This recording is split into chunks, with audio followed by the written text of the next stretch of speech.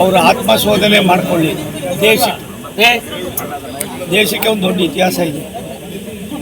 ಈ ರೀತಿ 50 ವರ್ಷದಿಂದ ನಡ್ಕೊಂಡಿದ್ರೆ ಈ ದೇಶ ಇನ್ಯಾವ ರೀತಿ ಭದ್ರ ಬುನಾದಿ ಆಗ್ತಾಯಿತ್ತು ಅನ್ನೋದು ಅರ್ಥ ಮಾಡ್ಕೋಬೇಕು. ಅನಾವಶ್ಯಕವಾಗಿ ಎಲ್ಲವೂ ಕೂಡ ಗೊತ್ತಿರ್ತಕ್ಕಂಥ ನಾಯಕರು ವಾಸ್ತವಾಂಶಕ್ಕೆ ಆದ್ಯತೆ ಕೊಡಿ.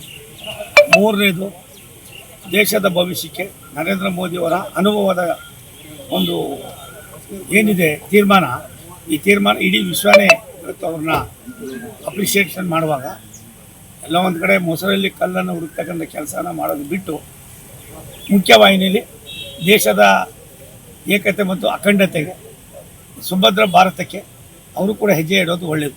ಪಾಕಿಸ್ತಾನದಲ್ಲಿ ಅವರು ಸೆಲೆಬ್ರೇಷನ್ ಮಾಡ್ತಾ ಇದ್ದಾರೆ. ಒಂದು ನಿಮಿಷಪ್ಪ, ಗೆದ್ದೀವಿ ಅಂತೇಳಿ ಏನಿದೆಯಪ್ಪ ಅವ್ರಿಗೆ? ಏನಿದೆ ಸರ್? ಅವ್ರದ್ದು ಏನಿದೆ ಅವ್ರ ಹತ್ರ? ಅವ್ರಿಗೆ ಯಾಕೆ ಲೆಕ್ಕಕ್ಕೆ ಇಟ್ಕೋತೀಯ? ಪಾಕಿಸ್ತಾನ ಮುಗಿದ ಅಧ್ಯಾಯ. ಉಗ್ರವಾದಿಗಳನ್ನ ಮುಂದಿಟ್ಕೊಂಡು ಸಾಮಾನ್ಯ ಜನರನ್ನ ಮಾಡಿ ಸತ್ತಂತ ಅವ್ರಿಗೆ ಹೋಗಿ ನೀವು ಜಾಗ ಕೊಟ್ಟು ಅವ್ರಿಗೆ ಒಂದೊಂದು ಲಕ್ಷ ರೂಪಾಯಿ ದುಡ್ಡು ಕೊಡ್ತೀರಾ ಅಂದರೆ ಅವರಲ್ಲಿ ಮಾನವೀಯತೆ ಇದೆಯಾ? ಬದುಕು ಅಂದ್ರೆ ಏನು? ಈ ದೇಶಕ್ಕೆ ಇದೇನ ನೀವು ಕೊಡ್ತಾ ಇರೋ ಕೊಡುಗೆ? ಭಾರತೀಯರ ಸಾರ್ವಭೌಮತೆಯನ್ನು ನೀವೆಲ್ಲೋ ಎಂದೂ ಕೂಡ ಕದಲಿಸೋಕ್ಕೂ ಆಗೋದಿಲ್ಲ, ಅದನ್ನು ಮುಟ್ಟೋಕ್ಕೂ ಆಗೋದಿಲ್ಲ. ನಿಮ್ಮ ಪಾಪದ ಕೂಡ ನಿಮಗೆ ತುಂಬಿದೆ. ಎಲ್ಲವೂ ಕೂಡ ಸತ್ಯನಾಶ ಆಗಿ ಸರ್ವನಾಶ ಆಗ್ತಕ್ಕಂಥದಕ್ಕೆ ನಿಮ್ಮ ಕಾಲ ಮೇಲೆ ನೀವೇ ಕಲ್ಲು ಹಾಕೋತಾ ಇದ್ದೀರಿ. ಪಾಕಿಸ್ತಾನ ಜನ ಅರ್ಥ ಮಾಡಿಕೊಂಡ್ರೆ ಅವ್ರಿಗೆ ಕ್ಷೇಮ, ಮುಂದಿನ ಪೀಳಿಗೆಗೆ ಕ್ಷೇಮ. ಅದಿಲ್ಲ ಅಂದರೆ ಅವ್ರಿಗೆ ಅದರಿಂದ ಆಗ್ತಕ್ಕಂಥ ಆಘಾತ. ಉಗ್ರವಾದಿಗಳನ್ನು ಎಲ್ಲಿವರೆಗೂ ನೀವು ಅವ್ರನ್ನ ಬೆಳೆಸ್ತೀರಿ, ನಿಮಗೆ ಅದು ಪಾಪದ ಕೂಡ ತುಂಬಿದಂಗೆ.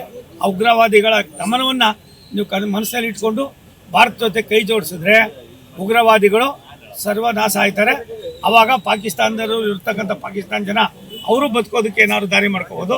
ಅದನ್ನು ಬಿಟ್ಟು ನಿಮ್ಮ ಪಾಪದ ಕೆಲಸಕ್ಕೆ ಇನ್ನೊಬ್ಬರನ್ನ ಹೊರೆ ಮಾಡೋದಾಗಲಿ, ಪಾಪದ ಕೆಲಸದಿಂದ ನಮ್ಮ ಮುಗ್ಧ ಜನರನ್ನ ಬಲಿ ತೆಗೆದುಕೊಳ್ಳೋದಾಗಲಿ ಇನ್ನು ಮುಂದೆ ನಡೆಯೋದಿಲ್ಲ ಅನ್ನೋದನ್ನು ನಮ್ಮ ರಾಷ್ಟ್ರದ ನಮ್ಮೆಲ್ಲರ ನೆಚ್ಚಿನ ಪ್ರಧಾನಮಂತ್ರಿಗಳು ಸ್ಪಷ್ಟವಾಗಿ ತಿಳಿಸಿದ್ದಾರೆ, ಸಂದೇಶವನ್ನು ಕೂಡ ಕೊಟ್ಟಿದ್ದಾರೆ.